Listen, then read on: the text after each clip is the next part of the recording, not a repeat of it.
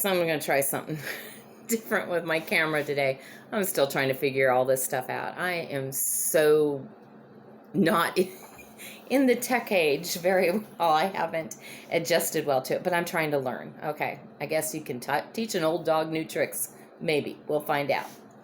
So today I want to share with you about a little boy named Charlie and how this impacted my life. This little boy, okay, so I was part of a ministry at a church, and which I've been part of a lot of ministries and a lot of churches over the years, and sometimes I kind of miss that, being there and able to interact with people that are actually seeking you out about things about God. So anyway, there was this one day that this little boy and his mom ended up in my office, and his little sister. They had been going from church to church because this little boy had questions about God, and the mom didn't know how to answer those questions. So she had said, that she wasn't religious, never had been, didn't grow up in a religious home. Same thing with her husband. And so it kind of threw her when here a few days earlier, her son had started asking her questions about God. Her son was Charlie. Charlie was like 7, 8 years old.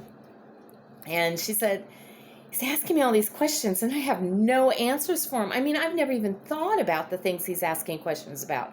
I don't know why he's asking questions. I don't know where this is all coming from, but I'm trying to find somebody that can help him. And so she said, so we started walking this morning, and it was during the week. And she said, we just started going from church to church. And she goes, a lot of them, the doors were locked and nobody was there. Sometimes, there was somebody there, or there were, it was a staff of people, but they wanted me to make an appointment and come back later, or they just didn't have any answers either. And so she said, so I just decided to keep walking until we found somebody that could help, because she goes, I can't go another day like this. So I said, okay, that's fine. And so, I was like, Charlie, what are your questions? Well, Charlie, he had questions. First, like, is there a God? If there is a God, can I know God? Does God know Charlie? Does he know who I am? And he just started going, and it was like, there was a lot of questions. But it was a really beautiful time talking to him and, answering his questions as best I could and just inquiring more. And so we started talking about, how we can talk to God, and that, yes, I told him, I don't just believe God exists. I know he exists. And, and I told him some of the things of how I knew God existed, how I could, see him and feel him sometimes in things that were going on, and how there were certain things that happened in life that made there's something bigger than us, that there is a God. And so as we were talking, he wanted to know, well, when we talk to God, how do you talk to God? So I said, we just talk to him, we call it prayer.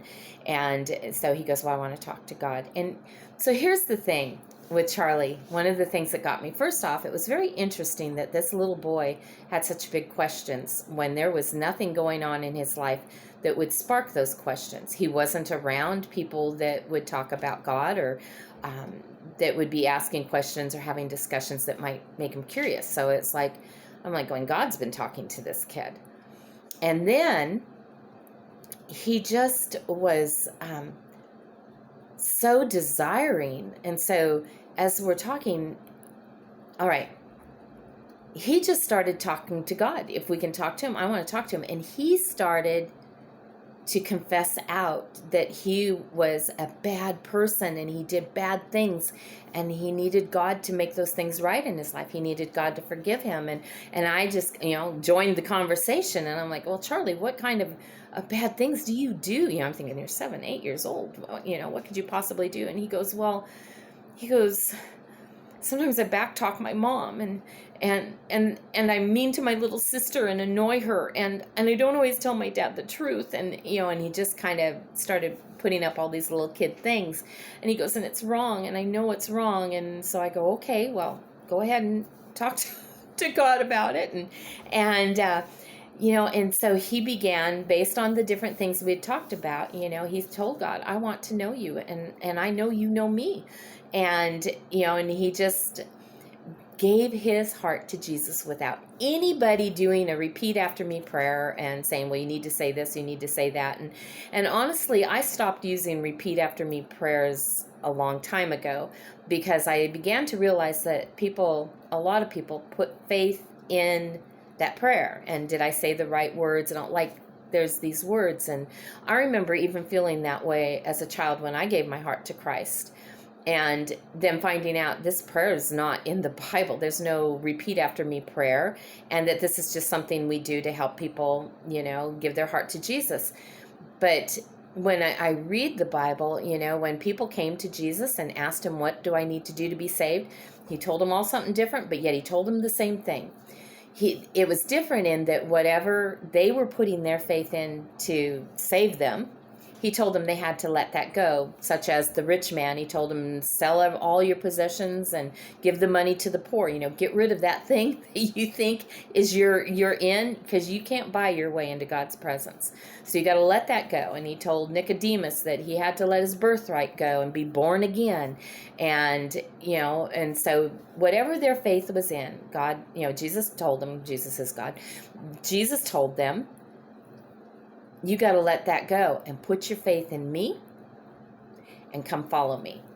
It's about a lifestyle, a life, an actual way of doing life that changes. It's not just some prayer we say and then we're good to go and go on our way. And even Charlie seemed to know that. So after Charlie was done talking to God, I told him, one of the things that I think is really important to do is go find somebody now and let them know what you've done. Give me a second here. Let them know what it is you've done, and there you go. Tell them that you gave your heart to Jesus. So he's like, okay, I want to do that. So we went out and we found somebody, and he told them what he'd done. And they're like, oh, what a sweet little boy. How cute. Tapped him on the head and off they went. And I was like, okay, no, I want something more than that for this kid. This is the most exciting thing he's ever done in his life, and he gets a little tap on the head. And so we found somebody else. And he told them, and they're just kind of like, I think it was just somebody that was there to do some janitorial services or something. And they're like, okay, good for you. And off they went. And so I'm like going, okay, this is really not going the way I had hoped. And so I said, you know what? I know a man here on staff that will be very happy to hear what you've done. So let's go find him. And so as I began to walk back to where I knew he was, I saw this man coming out, and he came walking up to us, and he goes, are you looking for me? And I'm like, yeah. And so I go, this is Charlie, and he wants to tell you something. So Charlie's like, tells him, I gave my heart to Jesus today, and now my heart's all clean, and God loves me, and he knows Charlie, and Charlie knows God, and so this man was like, that is so wonderful. I am so happy for you.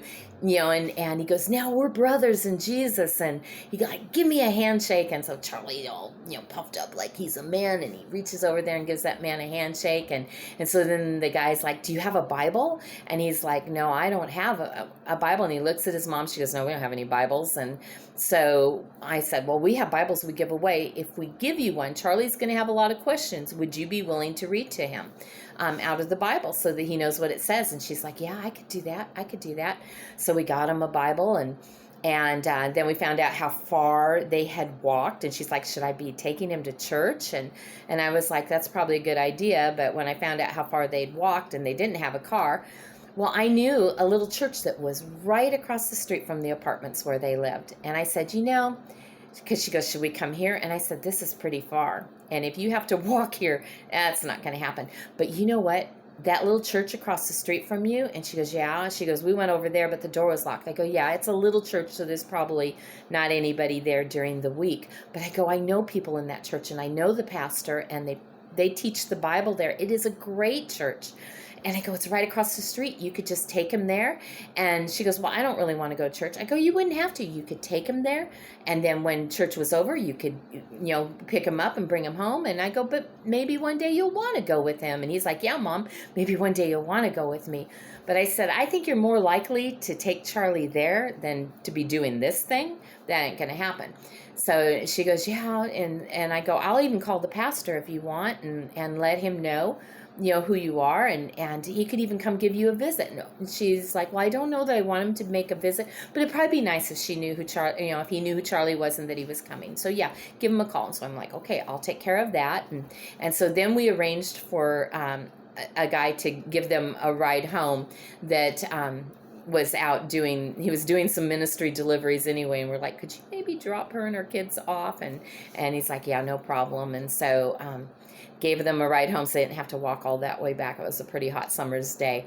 And so anyway, when this was all said and done, I saw the pastor of the church, and I was just pumped over what had happened. So I went to tell the pastor about Charlie and what had happened. And I didn't get the response I thought, because I thought he's going to be so happy to hear this. And so he just kind of looks at me as I tell him, and then he goes, well, did you tell him to come to church here? And I was like, no, because they live, and they have to walk. And I explained the whole situation, and such a church, which is a great church, is right across the street from him. So I told him I'd call the pastor and they're going to go there. And he was like, Angie, if they're not coming to our church and putting their tithe in our offering, then what's the point? And he was very upset with me and walked away. I was shocked. I was shocked because, see, I thought we were all on the same team.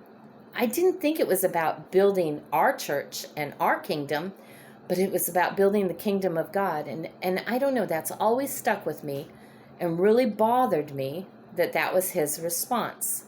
Now, I think some things have changed in this pastor's heart, and today he probably wouldn't say that same thing.